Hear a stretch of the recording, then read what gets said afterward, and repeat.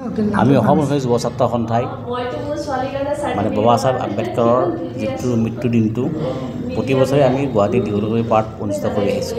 ঠিক সেইভাৱে এইবছৰ আমি গুৱাহাটী দীঘলীপুখুৰী পাৰ যিহেতু কনষ্ট্ৰাকশ্যনৰ কাম চলি আছে, তাৰ পৰিৱৰ্তে আমি লক্ষীধৰ বৰা সদন অসম সাহিত্য সভাত তাত পাতিবলৈ থিৰাং কৰিছোঁ।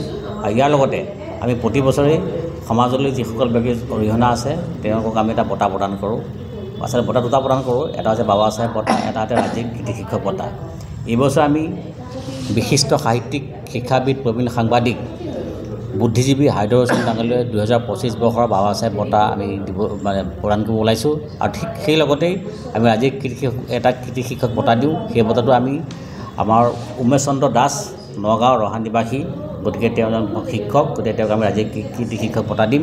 গতিকে আমাৰ যিটো বঁটা থাকিব, আমাৰ বাবা চাহেব বঁটা, তাত আমাৰ 10,000 টকা থাকিব, প্ৰশস্তি পত্ৰ থাকিব, গামোচা থাকিব, চেলেং থাকিব। আৰু যিহেতু হাইদৰ হুছেইন ডাঙৰীয়াক গোটেই অসম তথা ভাৰতবৰ্ষৰ মানুহে জানে, গতিকে তেওঁ সমাজ আৰু ভাৰতবৰ্ষৰ যথেষ্ট অৱদান আছে। সেয়া আমি আমাৰ যিখন কমিটি আছে, আমাৰ জুৰি কমিটি থাকে, বঁটা নিৰ্বাচন কমিটিৰ জৰিয়তে আমি হাইদৰ হুছেইন ডাঙৰীয়াক 2025 বৰ্ষৰ ডক্টৰ বাবা চাহেব আম্বেদকাৰ বঁটা দিবলৈ আমি থিৰাং কৰিছোঁ। আৰু অহা আমাৰ 6 ডিচেম্বৰ তাৰিখে অসম সাহিত্য সভা ভৱন, তাত আমি এই বঁটাটো প্ৰদান কৰিম। ইতিমধ্যে আমি হাইদৰ হুছেইন ডাঙৰীয়াৰ লগত যোগাযোগ কৰিছোঁ। তেওঁ কৈছে হয়, মোৰ শাৰীৰিক অসুস্থতা যদিও মই গুৱাহাটীৰ ভিতৰত যাব পাৰিম, গতিকে তেওঁ সেই সভাত উপস্থিত থাকিব। আৰু ইয়াৰ লগতে আমি এটা দিহানাম প্ৰতিযোগিতা আৰম্ভ কৰোঁ। সেই প্ৰতিযোগিতাত প্ৰথম প্ৰাইজ 5,000 থাকে, ছেকেণ্ড প্ৰাইজ 3,000, 2,000 টকা থাকে থাৰ্ড প্ৰাইজ। গতিকে আমি অসমৰ যিসকল দিহানাম গাই ফুৰে আমাৰ মহিলাসকলে, গতিকে সেই দিহানাম প্ৰতিযোগীসকলকো আমি সেই অনুষ্ঠানতে আহি দিহানাম গাব অনুৰোধ জনাইছোঁ। যিহেতু আমি এখন আধ্যাত্মিক দিশত জন্মগ্ৰহণ কৰিছোঁ, আধ্যাত্মিকতাৰ যিটো শক্তি আছে, গতিকে সেই মহিলাসকলে এটা দিহানাম পৰিৱেশন কৰিব। গতিকে অসমৰ সকলো জাতি জনগোষ্ঠী মানুহ এই সভাত উপস্থিত থাকিবলৈ আমি আজি এই সংবাদমেলৰ জৰিয়তে আমি আমি ৰাইজলৈ অনুৰোধ জনাইছোঁ। আৰু ইয়াৰ লগতে যিহেতু বাবা চাহেব আম্বেদকাৰৰ প্ৰতিমূৰ্তি আমি কলম্বিয়া বিশ্ববিদ্যালয়ত দেখিছোঁ, আৰু বাবা চাহেব আম্বেদকাৰ আমি আমাৰ উচ্চতম ন্যায়ালয়ৰ সন্মুখত দেখিছোঁ, আমি বাবা চাহেব আম্বেদকাৰ ভাৰতবৰ্ষৰ বিভিন্ন ৰাজ্যত দেখিছোঁ। কিন্তু আমি শেহতীয়াকৈ দেখা পাইছোঁ যে অসম চৰকাৰে বাবা চাহেব আম্বেদকাৰৰ যিটো প্ৰতিমূৰ্তি আছিল আমাৰ সচিবালয়ৰ ছেকেণ্ড গেটত, সেই প্ৰতিমূৰ্তি সম্পূৰ্ণ ঢাকি দিছে।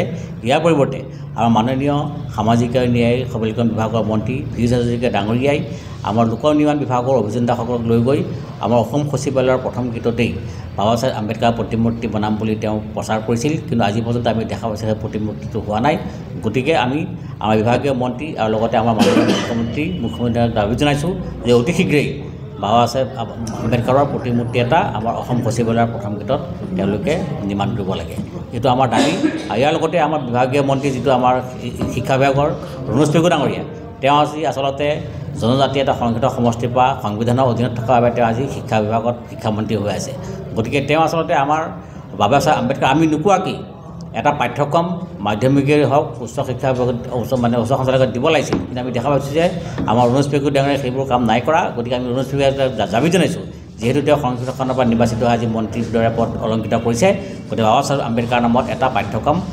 যিকোনো খবৰ বিজ্ঞাপনৰ বাবে যোগাযোগ কৰক 7896121996।